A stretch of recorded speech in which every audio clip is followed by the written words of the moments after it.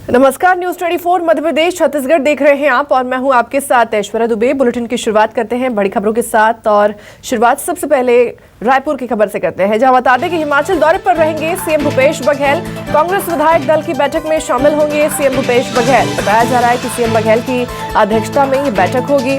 बड़ी जानकारी आपको दे रहे हैं रायपुर से। ये बड़ी अपडेट इस वक्त सामने निकल कर आ रही है, जहां आज हिमाचल दौरे पर रहेंगे मुख्यमंत्री भूपेश बघेल और कांग्रेस विधायक दल की आज बैठक होगी और इस बैठक में वो शामिल होंगे। बतौर सीएम बघेल की अध्यक्षता में ये बैठक होगी।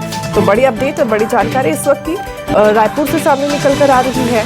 बता दें कि हिमाचल के चुनावी नतीजे घोषित होने के बाद आज बताया जा रहा है कि मुख्यमंत्री भूपेश बघेल जो है वो हिमाचल दौरे पर जाएंगे।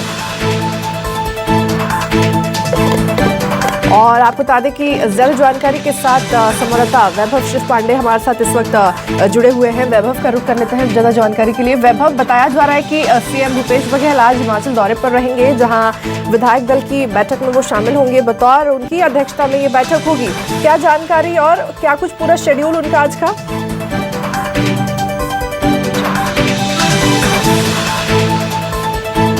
वैभव, क्या आपको मेरी आवाज मिल रही है? तो शायद वैभव तक हमारी आवाज नहीं पहुंच पा रही है, दोबारा जुड़ने की कोशिश करेंगे। इस बीच आपको बता दें कि आज हिमाचल दौरे पर जाएंगे मुख्यमंत्री भूपेश बघेल, जहां कांग्रेस विधायक दल की बैठक में वो शामिल होंगे और मुख्यमंत्री भूपेश बघेल की अध्यक्षता में ये बैठक होने वाली है, जिसके लिए आज वो हिमाचल दौरे पर रहेंगे। बता दें कि हिमाचल चुनावी नतीजे घोषित होने के बाद से आज मुख्यमंत्री भूपेश बघेल हिमाचल दौरे पर रहेंगे। और ज्यादा जानकारी के साथ संवाददाता वैभव शिव पांडे हमारे साथ बने हुए हैं। वैभव का रुख कर लेते हैं। वैभव, बताया जा रहा है मुख्यमंत्री भूपेश बघेल आज हिमाचल के दौरे पर रहेंगे, जहां विधायक दल की बैठक में वो शामिल होंगे। क्या कुछ और अपडेट उनका पूरा क्या कुछ आज का शेड्यूल रहने वाला है?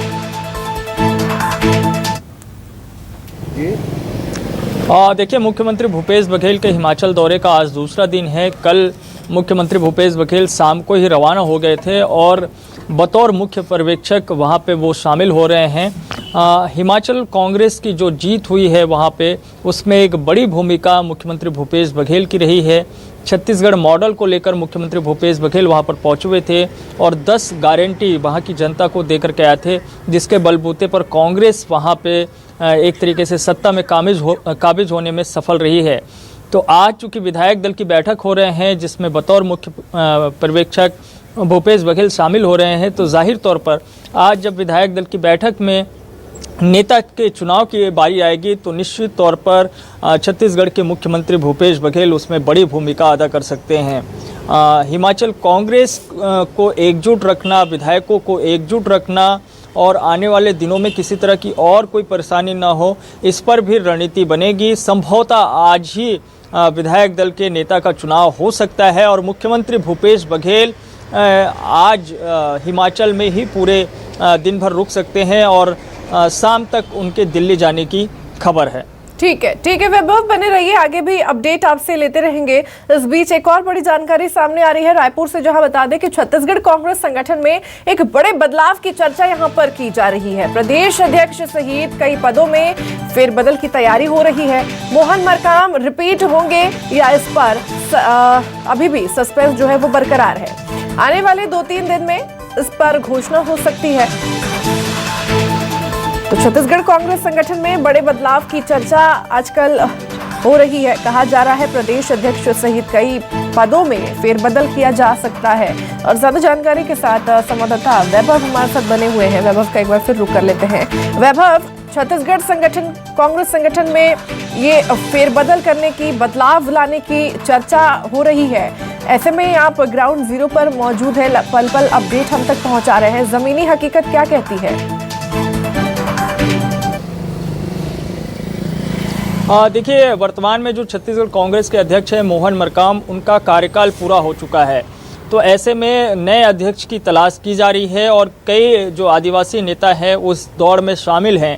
हालांकि मोहन मरकाम ने अपने आप को साबित किया है और दिल्ली के भीतर में एक पैड बनाई है, लेकिन नए अध्यक्ष की तलाश भी जारी है। चूँकि मल्लिकार्जुन खड़गे जब राष्ट्रीय अध्यक्ष बने हैं तो बहुत सारे जगहों पर बदलाव देखा जा रहा है। इसी कड़ी में एक बदलाव के तौर पर हमने देखा कि छत्तीसगढ़ के कांग्रेस के जो प्रभारी हैं वो बदल दिए गए। पीएल पुनिया जो अब तक यहाँ पे प्रभारी थे उन्हें बदला गया और कुमारी सैलजा को जिम्मेदारी दी गई। तो उसके बाद से एक चर्चा बहुत तेजी से है कि संभवतः मोहन मरकाम भी बदले जा सकते हैं। हालांकि अभी भी इस पर सस्पेंस कायम है, क्योंकि मोहन मरकाम लगातार एआईसी के नेताओं के संपर्क में है और पूरी कोशिश हो रही है कि दोबारा उनको अध्यक्ष की जिम्मेदारी दी जाए। लेकिन इस बीच में कुछ नाम सामने आए हैं, जिसमें से एक बड़ा नाम जो है आदिवासी कांग्रेस के ही शिशुपाल सोरी, जो कि कांकेर से विधायक हैं और इस वक्त संसदीय सचिव हैं। तो उन्हें जो है अध्यक्ष बनाने की कोशिश एक खेमे की तरफ से की जा रही है। ऐसे में मोहन मरकाम दोबारा अध्यक्ष बन पाएंगे या नहीं, इस पर बड़ा सस्पेंस है।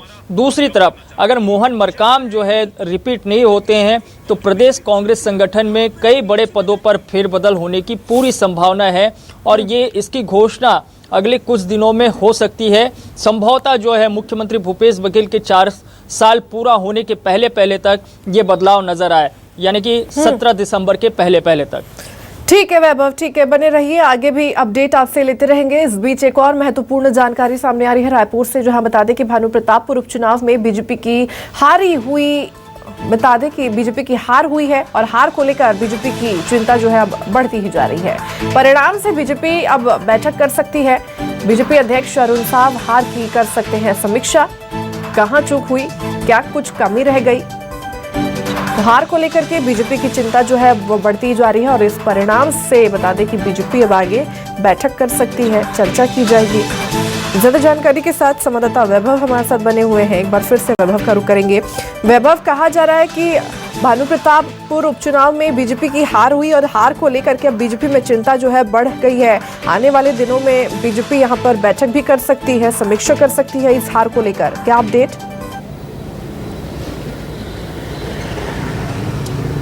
बिल्कुल, 1-2 दिनों के भीतर में भाजपा की एक बड़ी बैठक हो सकती है, जिसमें अरुण साव सहित भाजपा के तमाम जो प्रदेश के बड़े दिग्गज नेता हैं वो शामिल हो सकते हैं। और उपचुनाव में जिस तरह से हार का सामना करना पड़ा है, बड़ी उम्मीद तो बीजेपी को भानु प्रतापपुर से, लेकिन वहाँ भी मात खानी पड़ी और काफ़ी बड़े अंतर के साथ कांग्रेस ने वहाँ पे जीत दर्ज की है। तो बीजेपी के लिए चिंता की बात यह है कि 5 उपचुनाव हुए हैं 2018 के बाद से अब तक, जिसमें 5 में बीजेपी को करारी हार का सामना करना पड़ा है, जिसमें से एक सीट तो बीजेपी की अपनी थी, दंतेवाड़ा की सीट, वो भी बीजेपी नहीं बचा पाई थी। तो ऐसे में बीजेपी की चिंता बढ़ी हुई है। और इस बीच जो एक अपडेट है उसके मुताबिक ये कहा जा रहा है कि संघ के तरफ से जो मदद मिलनी चाहिए भाजपा को वो शायद नहीं मिल पा रही है। उपचुनाव में संघ ने अपने आप को अलग रखा है, ऐसी बात भी आ रही है। अब ऐसे में अगर 2023 की तैयारी में बीजेपी जारी है और संघ का साथ उन्हें अगर उपचुनाव में नहीं मिल रहा है तो चिंता बढ़ती जा रही है बीजेपी की। ऐसे में नए सिरे से रणनीति बनाने पर बीजेपी काम कर रही है। समीक्षा इस बात को लेकर के भी होगी कि जिन नेताओं को जिम्मेदारी दी जा रही है संचालन की, वो नेता क्या उस पर सही तरीके से काम कर पा रहे हैं या नहीं। क्योंकि हमने बीते उपचुनाव में देखा था खैरागढ़ में, जहां पे बृजमोहन अग्रवाल ही चुनाव संचालक थे और इस उपचुनाव भानु प्रतापपुर में भी बृजमोहन अग्रवाल चुनाव संचालक थे, लेकिन बावजूद इसके कोई वो करिश्मा नहीं कर पाए। तो चिंता बीजेपी की इस बात को लेकर के है और संभवतः इस समीक्षा बैठक के बाद कुछ स्थानों पर बड़ा फेरबदल भी नजर आए। ठीक है वैभव, बने रहिए, आगे भी लगातार अपडेट आपसे लेते रहेंगे। इस बीच एक और महत्वपूर्ण जानकारी सामने आ रही है राजधानी रायपुर से, जहां बता दें कि सर्व आदिवासी समाज की एक बैठक होगी। समाज के नेता भानु प्रतापपुर चुनाव परिणाम पर मंथन करेंगे। रविवार को रायपुर में ये बैठक हो सकती है, आदिवासी सर्व समाज की बैठक हो सकती है। 2023 में चुनाव लड़ने की तैयारी में ये समाज है। बता दें कि बड़ी खबर, बड़ी जानकारी सामने आ रही है रायपुर से, जहां बताया जा रहा है कि सर्व आदिवासी समाज की बड़ी बैठक होगी। समाज के नेता भानु प्रतापपुर चुनाव परिणाम का यहां पर मंथन करेंगे। जानकारी के साथ वैभव हमारे साथ बने हुए हैं। एक बार फिर से वैभव का रुख कर लेते हैं। वैभव, सर्व आदिवासी समाज की बैठक होने जा रही है। समाज के नेता भानु प्रतापपुर चुनाव परिणाम पर बैठक करेंगे, मंथन करेंगे। कब ये बैठक होगी और कितना महत्वपूर्ण इस बैठक को माना जाए?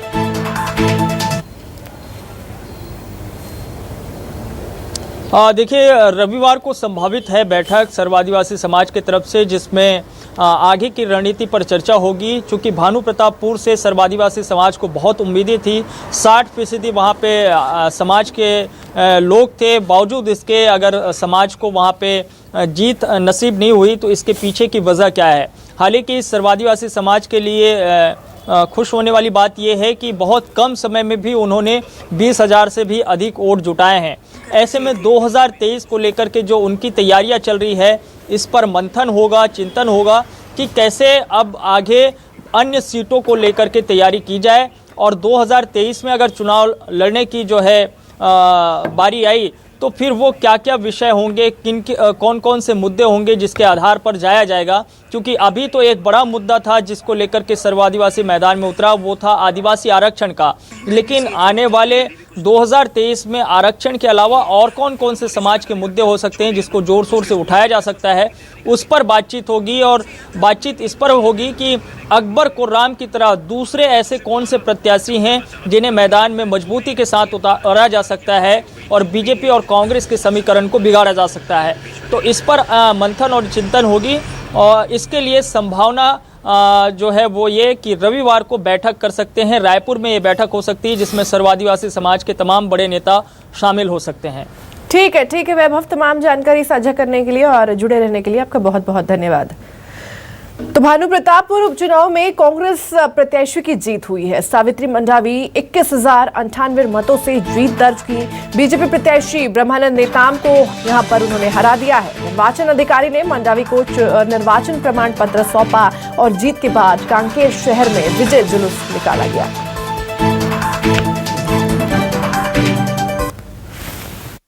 भानु प्रतापपुर उपचुनाव में कांग्रेस ने जीत दर्ज कर ली। इस वक्त हमारे साथ सावित्री मंडावी मौजूद है, हम इनसे बातचीत करते हैं।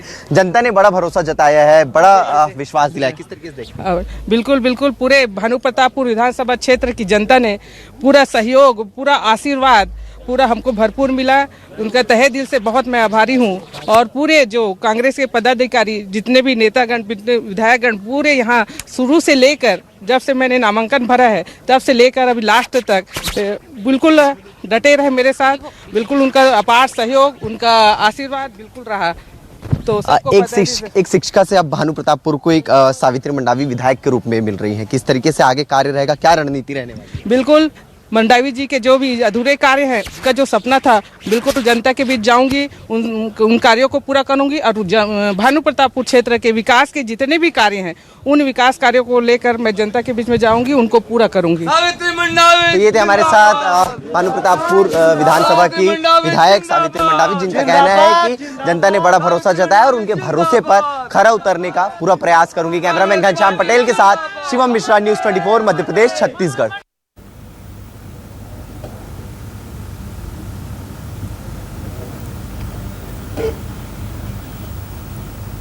तो चुनाव और उपचुनाव के नतीजे पर सीएम बघेल ने प्रतिक्रिया दी है। भानु प्रतापपुर उपचुनाव में जीत पर सीएम बघेल ने कहा कि जनता ने राज्य सरकार के कामकाज पर मुहर लगाया है। जनता ने बीजेपी के आरोपों पर करारा जवाब दिया है। वहीं हिमाचल में कांग्रेस की जीत पर कहा कि खरगे की अध्यक्ष बनने के बाद ये पहली जीत है। वहीं गुजरात चुनाव पर कहा कि अपेक्षा के अनुरूप परिणाम नहीं रहे। देखिए, भानु प्रतापपुर की जीत के लिए मैं सभी वहाँ के मतदाताओं के प्रति आभार व्यक्त करता हूँ कि 4 साल के कार्यकाल पर और विश्वास व्यक्त किया और मनोज मंडावी जी को श्रद्धांजलि स्वरूप उन्होंने मतदान किया। इसलिए सभी भानु प्रतापपुर के मतदाताओं को बधाई, शुभकामनाएं। जो असली भगवा है ना, वो छत्तीसगढ़ की जनता है। हिमाचल प्रदेश में बड़ी जीत हुई और वहाँ की जनता ने कांग्रेस पर भरोसा किया। खरगे जी के अध्यक्ष बनने के बाद ये पहली जीत है। प्रियंका जी ने धुआंधार प्रचार किया और लोगों ने उसकी बातों पर विश्वास व्यक्त किया। मैं राजीव शुक्ला जी को और तमाम जितने सेक्रेटरी वहाँ लगे थे उनको भी बधाई। प्रदेश के जो शीर्ष नेतृत्व हैं, जो सब मिल के सामूहिक रूप से लड़ाई लड़े, उनको भी बधाई। देखिए, ये चौंकाने वाले रिजल्ट तो आए हैं, लेकिन हम लोग जब गए थे तो ऐसा दिखाई नहीं दे रहा था जो रिजल्ट आया। लेकिन जो मतदाताओं का जो जनादेश है उसको तो स्वीकार करना ही पड़ेगा। लेकिन अभूतपूर्व जीत, मतलब जो पहली बार मुख्यमंत्री बने, 1 साल के लिए बने और 150 से ऊपर, इतना तो मोदी जी भी को नहीं मिला था जितना अभी इनको मिला है। एक अविश्वसनीय जीत, मतलब आश्चर्यजनक जीत है। तो भानु प्रतापपुर उपचुनाव और हिमाचल की जीत की खुशी में कांग्रेसियों में जश्न का माहौल है और इसी कड़ी में सूरजपुर में किसान कांग्रेस के प्रदेश महामंत्री विमलेश तिवारी के कार्यालय पर कांग्रेसियों ने आतिशबाजी की और एक दूसरे को मिठाई खिलाकर जीत का जश्न मनाया। वहीं विमलेश तिवारी ने सीएम भूपेश बघेल को बधाई देते हुए बताया कि प्रदेश के मुख्यमंत्री के नेतृत्व में हम एक और उपचुनाव जीते हैं। भानु प्रतापपुर में बहुत सी बातें आ रही थी, ये होगा वो होगा। भारतीय जनता पार्टी छत्तीसगढ़ में परिवर्तन की बात करती है। डॉक्टर रमन सिंह जी, बृजमोहन अग्रवाल जी, इन्होंने कहा था कि हम यहाँ से सीट जिता के ले जाएंगे। काफ़ी लंबे अंतराल से भारतीय जनता पार्टी यहाँ मुंह दिखाई है, बीच में तो तीसरे स्थान पे चल रही थी और ये जीत भूपेश बघेल के सरकार की, कांग्रेस पार्टी के सरकार के कार्यों को मुहर लगाती है। तो फिलहाल यहाँ रुकेंगे एक छोटे से ब्रेक के लिए, जल्द हाजिर होंगे।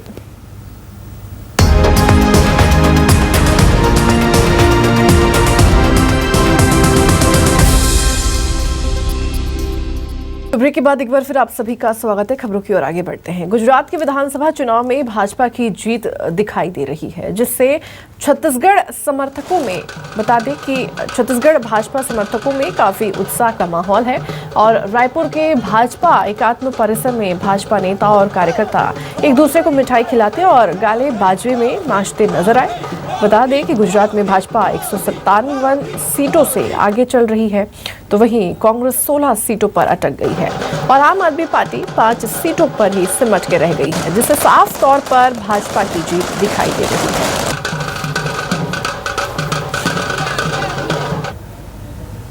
महासमुंद में सीएम भूपेश बघेल ने छत्तीसगढ़ महतारी की पूजा अर्चना की और वहीं सराय पाली में 28 करोड़ 65 लाख रुपए के विकास कार्यों का भूमि पूजन और लोकार्पण भी किया गया। इस दौरान सीएम ने प्रेस कॉन्फ्रेंस कर कई बातें सामने रखी। सीएम ने कहा कि भेंट मुलाकात का उद्देश्य शासकीय योजनाओं का क्रियान्वयन देखना और फीडबैक लेना है।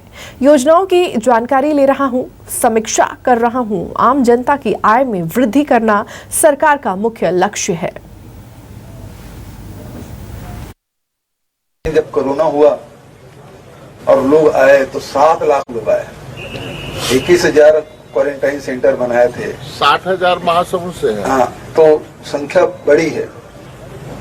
लेकिन यदि कोई जबरदस्ती ले जा रहे हैं और दलाल लोग उसमें सक्रिय हैं और मजदूरों का शोषण होता है तो उसके लिए प्रावधान है और शिकायतें मिलने पर बहुत सारे ऐसे कार्रवाइयाँ हुई है। देखा होगा जब से हम लोगों ने ये राजीव गांधी किसान न्याय योजना, भूमि श्रमिक न्याय योजना, गोधन न्याय योजना और बिल एडिशन कर रहे हैं, फॉरेस्ट माइनर फॉरेस्ट प्रोड्यूस खरीदी की व्यवस्था 65 प्रकार के, तो उसके बाद से पलायन में कमी आई। हालांकि इसको अध्ययन करने की आवश्यकता है।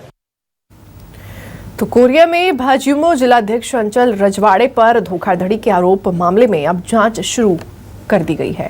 बता दें आपको कि अंचल रजवाड़े पर 10 लाख की राशि हड़पने की कोशिश का आरोप लगा था, जिसके बाद अब इस हाई प्रोफाइल मामले में जिला पंचायत सीईओ नम्रता जैन ने कहा है कि पूरे फर्जीवाड़े की जांच की जा रही है और जल्द ही कार्रवाई की जाएगी। इस पूरे फर्जीवाड़े में आपको बता दें भाजयुमो जिलाध्यक्ष समेत एक बैंक कर्मचारी, एक औद्योगिकी विभाग का कर्मचारी और 2 अन्य लोग इसमें शामिल बताए जा रहे हैं। हितग्राही आनंद सिंह का केस है। उक्त मामले में अभी जांच प्रक्रियाधीन है। बाकी सभी लोगों का बयान लिया गया है। जांच के उपरांत ही कुछ मैं स्टेटमेंट दे पाऊंगी।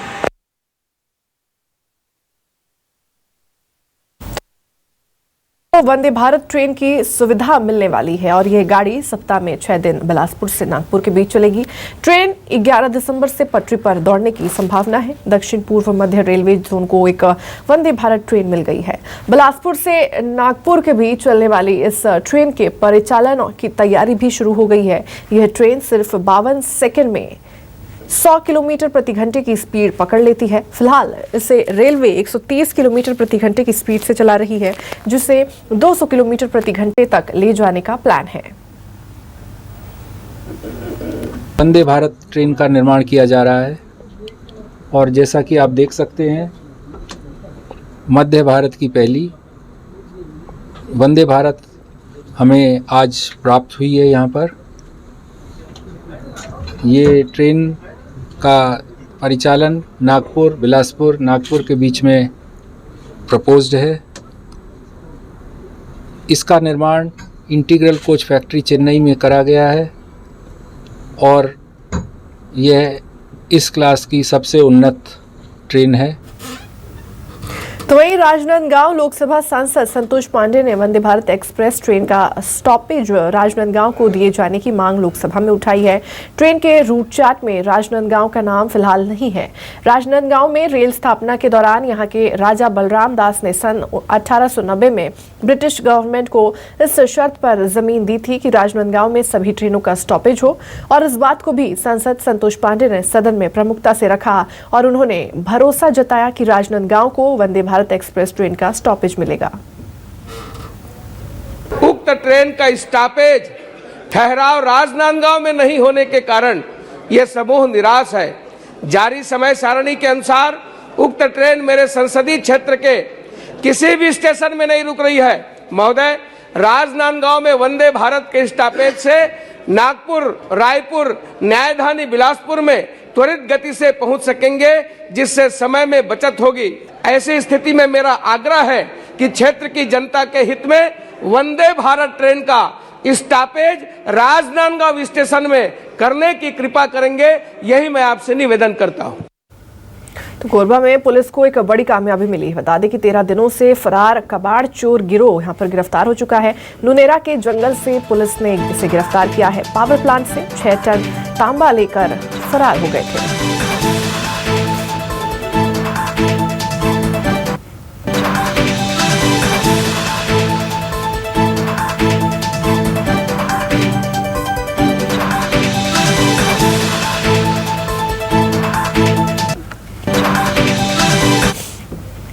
तो फिलहाल के लिए मेरे साथ इस खास बुलेटिन में बस इतना ही। मध्य प्रदेश और छत्तीसगढ़ की तमाम बड़ी खबरों के लिए देखते रहिए न्यूज़ 24 मध्य प्रदेश छत्तीसगढ़।